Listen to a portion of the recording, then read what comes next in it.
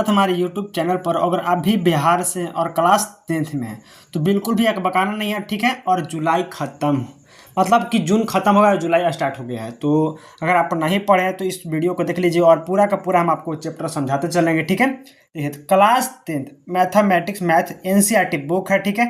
Math का जो video होने वाला है चैप्टर नंबर 14 प्रश्नावली 14.1, ठीक है। चैप्टर का नाम है सांख्यिकी एस्टिमेटिक्स ठो बिहार बोर्ड से, ठीक है। अगर किसी बोर्ड से है तो कोई दिक्कत नहीं, लेकिन बिहार बोर्ड से है तो देख लीजिए वीडियो को। और जून खत्म हो गया, जुलाई स्टार्ट हो, तो 4-5 महीना जो बचा हुआ है उसको पढ़ लीजिए। अच्छा से अच्छा नंबर देने के लिए हमारी टीम आपको प्रयास करेगी, ठीक है। और चैनल पर नया तो चैनल को लाइक सब्सक्राइब और बेल आइकन दबाना मत भूलिए, ठीक है। चलिए आगे बढ़ते हैं। इस चैप्टर में हमको का मिलेगा पढ़ने के लिए, हमको मिलेगा माध्यक मिलेगा, माध्यक मिलेगा और बहुलक मिलेगा और ग्राफ भी मिल सकता है। तो उसको हम पूरा का पूरा देखेंगे और अंतिम तक बने रहिए, वन शॉट वीडियो होने वाला है। चलिए, वर्गीकृत आंकड़ों के माध्य निम्नलिखित विधियों द्वारा ज्ञात किया जाता है। तो माध्य को किन किन विधियों द्वारा ज्ञात किया जाता है? प्रत्यक्ष, पहला है प्रत्यक्ष विधि, पहला है प्रत्यक्ष विधि। इसमें होता है सिग्मा fx बटा में सिग्मा f, सिग्मा fx बटा में सिग्मा f, जो कि फार्मूला होता है प्रत्यक्ष विधि का, ठीक है। दूसरा होता है कल्पित माध्य विधि, x बराबर होता है a plus sigma F D बटा में सिग्मा f, जहां d बराबर f माइनस 1 होता है, x माइनस ए होता है, ठीक है। तो d के जगह पर x माइनस ए भी हो सकता है, इतना ध्यान रखिए। जो यहाँ d दिया है उसके जगह पर x माइनस ए हो सकता है। तीसरा का बोला है पद विचलन विधि, पग होता है, पग विचलन विधि होता है। तो x बराबर होता है a plus sigma F D बटा में सिग्मा f, ठीक है, गुना h होता है, जहाँ u बराबर x माइनस ए बटा में h होता है, ठीक है। तो इस तीन विधि से हम माध्य को ज्ञात करने चलते हैं। तो सबसे पहले हमारा जो प्रचलित है वो क्या है? प्रत्यक्ष माध्य विधि, प्रत्यक्ष माध्य विधि होता है, ठीक है। इसको हम आपको पूरा बताएंगे और देखते चलेंगे, हमेशा बार बार यही पूछता है। और दूसरा का हमारा हेडिंग होगा वर्गीकृत आंकड़ों का बहुलक निम्नलिखित सूत्रों द्वारा ज्ञात किया जा सकता है। मतलब निम्नलिखित सूत्रों द्वारा क्या ज्ञात किया जाता है? बहुलक को ज्ञात किया जाता है। बहुलक बराबर होता है एल प्लस ब्रैकेट में f1 minus f0 two f1 minus f0 minus 2f2 गुना h होता है, ठीक है। तो l plus f1 minus f2 ऊपर और नीचे होता है 2f1 minus f0 minus f2 into h गुना में, ठीक है। तो l क्या है? बहुलक की सीमा, बहुलक वर्ग की निम्न सीमा। l जो यहाँ दिख रहा है आपको, ये बहुलक वर्ग की निम्न सीमा है, ठीक है। f1 क्या है? बहुलक वर्ग की बारंबारता। f1 जो यहाँ दिया हुआ है वो क्या है? बहुलक वर्ग की बारंबारता। f0 बहुलक वर्ग की ठीक पहले वाली बारंबारता, मतलब जिसको घेरेंगे आपको बता देते हैं आगे, उसको बहुलक वर्ग की पहले वाली बारंबारता है। और f2 क्या है? तो ठीक बाद वाली बारंबारता है। और h क्या है? तो बहुलक की माप की ऊंचाई, माप की ऊंचाई है, ठीक है। कोई दिक्कत? बहुलक समझ में आ रहा है? चलिए तीसरा देख लीजिए क्या कह रहा है कि वर्गीकृत आंकड़ों के माध्यमिका निम्नलिखित सूत्रों द्वारा ज्ञात किया जा सकता है। माध्यमिका मतलब माध्यक जो है निम्नलिखित सूत्रों द्वारा ज्ञात किया है। तो माध्यक का सूत्र होता है एल प्लस एन बटा में 2 माइनस सी एफ बटा में एफ गुना एच होता है, ठीक है। तो माध्यक बराबर होता है L plus N by 2 minus F C F बटा में एफ गुना एच, ये होता है माध्यक का फॉर्मूला। हम बताएं माध्यक का फॉर्मूला, फिर बहुलक का फॉर्मूला और फिर हो गया माध्यक का फॉर्मूला, ठीक है। तो एल क्या है? माध्यक की निम्न सीमा है। एल क्या है? माध्यक का निम्न सीमा। और एन क्या है? प्रेरणों की संख्या। एन मतलब कि नंबर ऑफ संख्या। सी एफ क्या है? तो सी एफ है माध्यक वर्ग के ठीक पहले वाली संचयी बारंबारता। तो पहले वाली क्या है? संचयी बारंबारता। एफ क्या है? माध्यक वर्ग की बारंबारता, माध्यक वर्ग की बारंबारता। और एच क्या है? माध्यक वर्ग की माप। एच क्या है? माध्यक वर्ग की माप है। और चौथा देखिए संचयी बारंबारता वक्र त्वरण संचयी बारंबारता आलेख। इसके द्वारा क्या किया जाता है? तो आलेख को खींचा जा सकता है, ठीक है। चलिए आते हैं चैप्टर पर अपना और प्रश्नावली देखते चलेंगे, ठीक है। पहला क्वेश्चन कह रहा है कि विद्यार्थियों के एक समूह द्वारा अपने पर्यावरण संचेता अभियान के अंतर्गत एक सर्वेक्षण किया गया है। मतलब विद्यार्थियों द्वारा सर्वेक्षण जनगणना किया गया है, जिसमें से उन्होंने एक मोहल्ले के 20 घरों में लगे हुए पौधे से संबंधित निम्नलिखित आंकड़े एकत्रित किए। प्रति घर माध्य पौधों की संख्या ज्ञात कीजिए, ठीक है। तो घरों की संख्या, पौधों की संख्या दे, घरों की संख्या दे। पौधों के 0 से 2, 2 से 4, 4 से 6, 6 से 8, 8 से 10, 10 से 12, 12 से 14, 1 2 2 1 5 6 2 3 दिया है।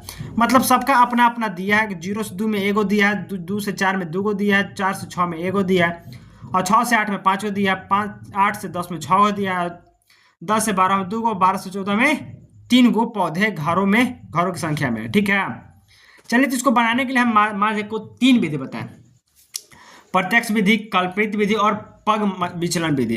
तो हम पहला बताते हैं आपको, ठीक है, पहला विधि को आपको प्रयोग करके बताते हैं। तो पहला बोले माध्य किस विधि के माध्य ज्ञात करने के लिए आपने किस विधि का प्रयोग किया और क्यों। ठीक है, तो हल करते हैं। और दिया था जैसे कि पौधों की संख्या दिया था, ये वाला देखिए, तो ऊपर में पौधों की संख्या दिया था का जी, और घरों की संख्या दिया था, हाँ बिल्कुल दिया था। तो इसमें क्या करेंगे, देखिए कुछ नहीं करना इसमें, देखिए इसको हम टोटल को क्या करेंगे, जोड़ेंगे। क्या करेंगे, जोड़ेंगे। तो 1 और 2 3, 3 और 1 4, 4 और 5 9, 9 और 5 9 6, 15 2 17, 17 3 20, मतलब टोटल जो है नंबर ऑफ संख्या सिग्मा एफ एक्स हमको 20 प्राप्त हुआ। कितना सिग्मा एफ एक्स जो हमको प्राप्त हुआ 20। और जो मध्य बिंदु x है ये कैसे निकलता है, तो देखिए समझिए, इसमें देखिए तो ये दोनों में जोड़िए, 0 और 2 में जोड़ेंगे तो क्या करेगा 2 मिलेगा, और 2 को 2 से भाग दे दीजिए, कितना आएगा 1। फिर 2 और 4 को जोड़िए, फिर से बताते हैं, इसको 2 और 4 को जोड़िए तो 2 और 4 आता है 6 बटा में 2, कितना आएगा 3, 3 लिख दिए। 4 और 6 को जोड़िए आएगा 10 बटा में 2, कितना आएगा 5। मतलब उसी सबको जोड़ जोड़ के क्या करना है, आधा कर देना है। ठीक है, तो आपका निकल जाएगा। तो ये हमको कुछ नहीं मध्य बिंदु है। और यहाँ x प्राप्त हो, यहाँ कुछ है f, तो इसको इसके साथ गुना, 1 को 1 से गुना, 2 को 3 से गुना, 6, 5 को 1 5, 7 5 35, 6 9 54, 11 दूना के 22, और 13 तिया 39। मतलब ये लास्ट में जो प्राप्त होगा, लास्ट में जो प्राप्त होता है सिग्मा एफ एक्स प्राप्त होता है। क्या होता है, सबको जोड़ने पर जो प्राप्त होता है सिग्मा एफ एक्स, और यहाँ होता है सिग्मा एफ। अब देखिए माध्य के फार्मूला ऊपर बताते हैं, x बराबर होता है सिग्मा एफ एक्स बटा में sigma F, sigma F x बटा में सिग्मा एफ होता है। यहाँ n लिखा है लेकिन सिग्मा एफ एक्स ही बराबर है ना n बराबर में। तो देखिए 162 बटा में 20, 162 बटा में 20, जब इसको काटिएगा ना तो प्राप्त होगा 8.1, जो कि हमारा आंसर होगा 8.1, जो कि हमारा आंसर होगा। अब करेंगे अतः प्रति घर माध्यम पौधों की संख्या कितना है, प्रति घर में मतलब एक घर में कितना है 8.1 जो पौधों की संख्या होगा। हमने माध्य ज्ञात करने के लिए प्रत्यक्ष विधि का प्रयोग किया जो कि पहला था, क्योंकि यहाँ f(x1) और f1 की संख्या मान बहुत ही लघुवर्तीय होता है, जो कि छोटा होता है। चल दूसरा का देख लीजिए, क्वेश्चन दूसरा का, प्रश्न संख्या 2 में किसी फैक्ट्री के 20 श्रमिकों की दैनिक मजदूरों के लिए निम्नलिखित बटन का विचार कीजिए। हम आपको बार बार बता रहे हैं कि संख्या में देखिए कितना दिया, 50 श्रमिक, श्रमिक मतलब कार्य करने वाले, दैनिक मजदूरों के निम्नलिखित बटन पर विचलित हैं।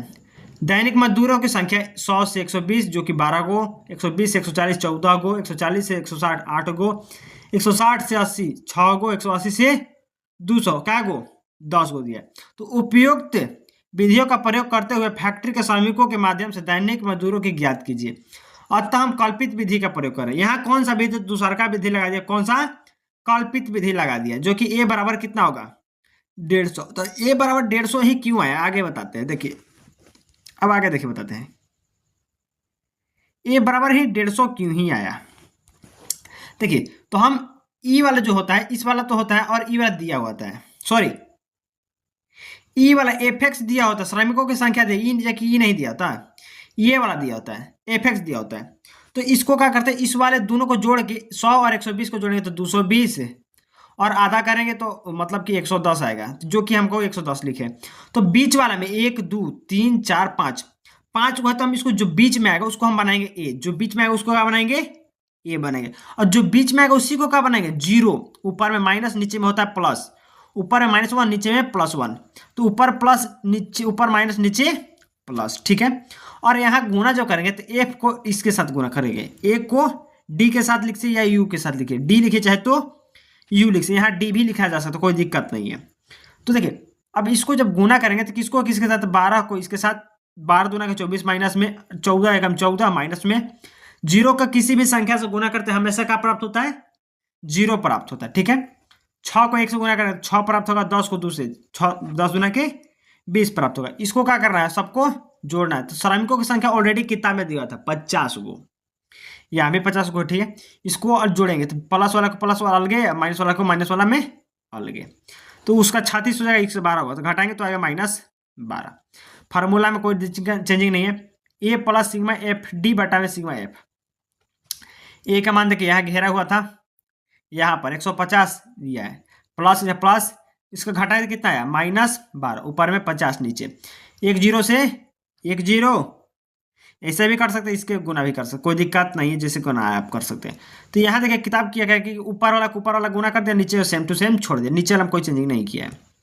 गुना किया, ऊपर भी भाग के 1 0 से 1 0, 5 को 24 नहीं कटता है, 0.8 में कट गया, घटाए तो 145.20 आया, जो कि आंसर हमारा होगा, ठीक है। चलिए अगला क्वेश्चन हमारा तीसरा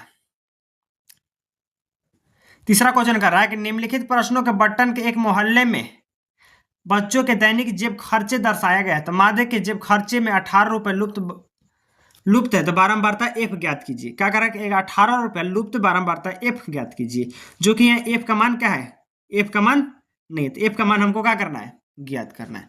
तो जाने की जेब भारता 11 से 13 7, 13 से 15 6, 15 से 17 9, 17 से 19 13 और 19 से 21 में एफ दिया, 21 से 23 में 5 दिया और 23 से 25 में 4 दिया है, जो कि हमारा क्वेश्चन होने वाला है। ए का मान 18, ए का मान 18, इधर से 3 को, इधर से 3 को, एफ वाला बोला है कि 18 होगा, ठीक है, कोई दिक्कत नहीं है।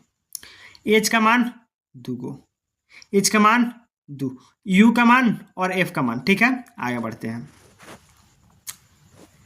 यहाँ पर देखिए ई बार जो दैनिक जब खर्चा दिया है उसको ठीक है एफ दिया है, इसको निकालने के बताते कि इसको जोड़िए, 11 और 13 को प्लस कीजिए, कितना आएगा 24, बट्टा में कितना 2 आएगा, कितना 12, यहाँ जोड़ेंगे तो कितना आएगा 14 16 18, इसको जोड़ेंगे तो 18 आएगा ना, हाँ 22 24, तो बीच वाला को हमने क्या कर दिया, ए बना दिया, जिसको ए बनाए उसी को सामने क्या करेंगे 0 लिखेंगे, ऊपर में माइनस नीचे में प्लस, ऊपर में माइनस नीचे में प्लस। चलिए गुना कीजिए, -7 को 21 से, -7 21, 6 का 12, 9 एकम 9, 0 का 0, एफ को 1 से एफ, 5 को 2 से 10, 4 को 3 से 12, ठीक है।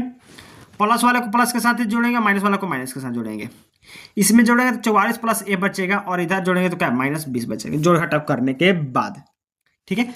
तो इस जो है 44 एफ घटेगा तो कितना आएगा 18, ठीक है। चलिए आगे देखिए, ए प्लस सिग्मा एफ डी बटा में सिग्मा एफ गुना एच, ठीक है।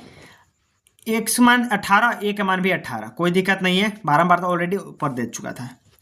18 इधर जो प्लस में दे रहा है माइनस में, 18 में से 18 घटे क्या बचेगा बाबू 0 बचेगा, बराबर एफ का मान एफ -20 बटा में गुना 2 44 एफ, एफ से एफ चिकन, एफ से एफ चिकन ऊपर नीचे, कोई दिक्कत, कट जाएगा का।